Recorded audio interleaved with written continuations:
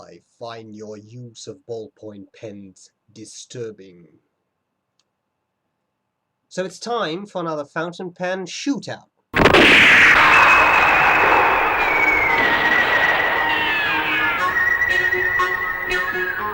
Today I'm going to talk about two demonstrators. I love demonstrator pens.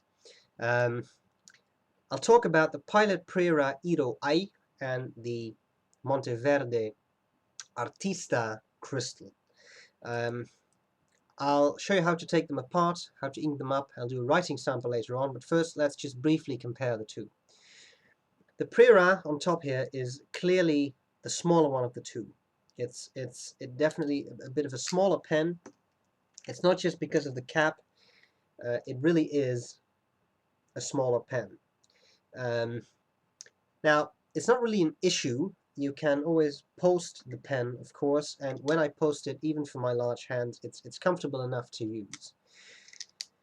Nevertheless, I have to admit that my personal preference is the Monteverde. Although they're both nice pens, the Pilot Prera nib is a bit finer. It is an Asian pen, although both are mediums. The Prera's is a bit more leans towards fine. As I said, it is an Asian pen, that tends to happen. One big issue I have with the Prera is the white inner cap that completely spoils the view of the nib, which I think is a flaw. But performance-wise, which is of course the most important, I think the Monteverde is just a little bit smoother. Not an awful lot. There's nothing wrong with the Prera. It's a very nice, smooth pen. But I think the Monteverde is just a bit more pleasant to use. So, they both have converters. You could probably convert the two of them to eyedroppers, although with the Monteverde you do actually have a metal bit of the section extending into the barrel. So you may get some rust. I'm not sure whether that's a good idea. With the Prera it should be no problem, so maybe if you're looking for an eyedropper, this pen would be better for you. But that's it. So, two nice pens. I like them both. I'll show you how to take them apart, etc. I think that's more useful. So, there you have it. I hope this is going to be useful, and I'll see you later. Bye-bye. Okay, so here we go with the Pilot Prera Iro-Ai and the Monteverde Artista Crystal. I'm going to show you how to disassemble them, how to ink them up, and I'll do a writing sample. Let's start with the Prera. Slip cap comes off. I was unable to disassemble that, but I don't generally disassemble caps. Take off the barrel. I think this might actually work as an eyedropper filled pen. You know what? Let's put this to the test. I just put some water in there. We're just going to see whether it stays in there. Oh, of course it has a rounded off barrel. I'll just tape it in place here. Let's see whether that leaks later on. Okay, now we have the converter. Now for some reason I think this is the Con 50 converter. My Namiki Falcon has a Con 50 converter, and I can just disassemble it by unscrewing this bit, but with this converter I cannot do it. It's the exact same thing. I can't get it to open up. I don't want to put any pliers to this because this is pretty thin plastic. I'm not sure. Maybe this is a new thing. They glue them together or something. I can probably heat it up a bit or whatever. But I think the beauty of these converters is that they have this very wide opening. So you can just take a bulb syringe to it, pour some water in, put a tissue in, or something else. Just, fiddle around with it a bit, and you'll be able to clean it. So that should work. Then you have the feed and the nib. Just pull them out like that. The interesting thing, pretty sure I can't really show you, but you may be able to see that there is this nice tooth-like thing that falls into place there. You see that? The good thing about that is that you never have to worry about whether your nib and feed are aligned well, because they just sort of click in place. So I like that in a pen, actually. As far as I could tell, there is no real top or bottom in the feed, so you just stick it back in there anyway. That seems to make sense. Alright, let's have a look at that barrel. barrels are fun. I don't see any leakage. There is some water here, but I think that was just some drops that happened when I poured the water in. I think you could use this as an eyedropper. However, today I'm not going to do that. So I just grab me, just happen to have that here, a bit of tissue, dry it out. We'll probably need some further drying out later on, but I'm sure you have better things to do than watching me dry out a pen barrel. So, there we go. Put this back together again. I won't assemble it completely yet, because we'll ink it up in a second. So that was the Prera Iro-Ai. Now here we have the Artista, which I probably like even more than the Prera. I like them both, but I like this one just a little bit better. The Prera has this annoying inner cap, which completely blocks the view of the nib, which I hate. The Monteverde pen does not. Screw cap. The barrel, you could definitely use this barrel as an eyedropper barrel if you want, because it is entirely made of plastic. However, I mean, it's one piece of plastic, whereas this has this metal ring, you're not really sure. However, this is metal, and that's going to, come into contact with your ink, and it may corrode and rust. So whether you do that is up to you, but it's at your own risk. Okay, then we have the converter. Now this converter is easy to take apart. We have the piston. We have this piston, well, guiding sort of white thingy that goes in there. The metal ring comes off, and this actually, well, piston housing, I guess, or something. It works just like that. So, very, very, very easy to clean.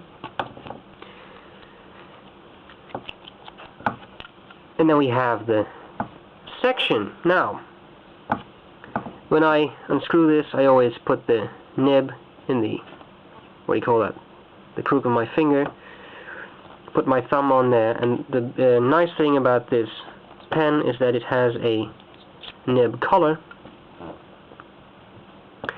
and you can actually gently pull out the nib and the feed. Notice that this feed is completely see-through, a nice feature on a demonstrator, I think. And here we have the nib, which is a little bit wet. There we go. So, putting that back together, this nib does not have one of those 2V things to make it click in place, so you have to fiddle around with it a bit. I always try to align the shoulders of the feed and the nib, but if I would do that here, then I would have too much feed there, so I'll go back just a little bit, something like that. Put it back into the nib collar. There is definitely a bottom side there. You may be able to see that it's flat on one side. That's where the bottom of the feed goes. Make sure it's pushed all the way back in. Well, that is a little bit much. Let's try again. It should be all the way in, but not that extremely so. This seems good to me. Back into the feed, converter, barrel. But first, ink it up. What are we using? You know what? I got a bottle of Apache Sunset here. I always try to get a neutral ink for the shootouts, but today it's Pens Gone Wild. I got the entire collection on DVD. Discrete credit card billing. There we go. So here we go. This is, well, that's not a cap. That's a barrel. Where's the cap? Oh, here's the cap.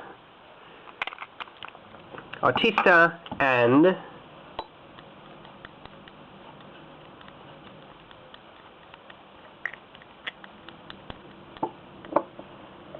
the Prera. There we go. Cap bottle, barrel pen, to barrel a pen. I invented a new verb. There we go. Alright, on to the writing sample. Okay, so here we go, writing. Let's start with the Prera.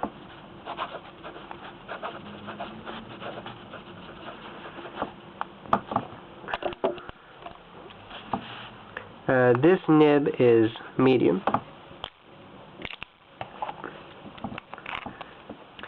Then we have the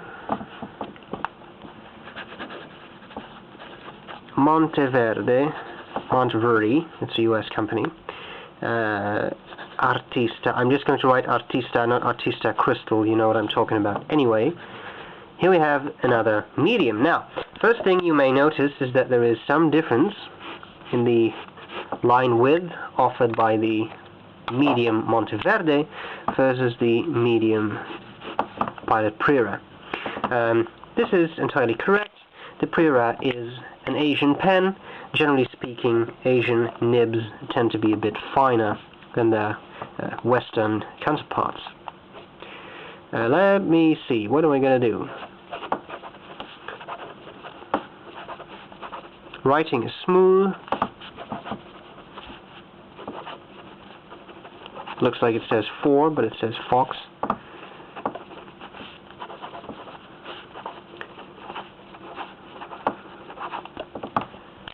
So that was the Prera. Now on to the Monteverde Artista.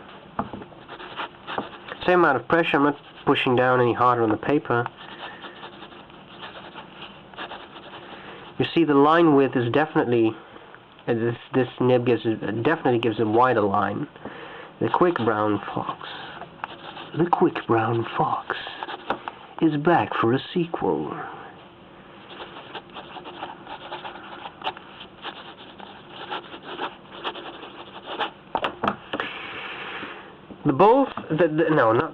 The two nibs are very smooth. I really cannot complain. If I were to indicate which of the two I consider smoother, I would probably say the Monteverdes. And the Pilot Prera's is also very smooth, but because it is a bit finer, it feels a bit scratchier. I also think it's just a little bit less wet. But, of course, that may be a side effect of it being a bit finer. Both pens are very pleasant to write with, and I like them both. Oh, sorry for the camera, just drifted off a bit. What about flexibility? Oh, got the wrong pen here. We go with the Prera.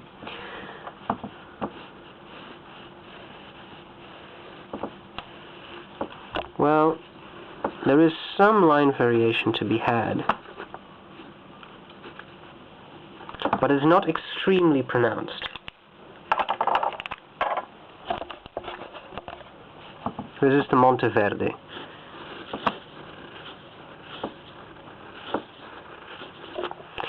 I think line variation, well, I'm not actually sure whether it is more pronounced. It is a wider nib. I think I'd say they give about the same amount of line variation. That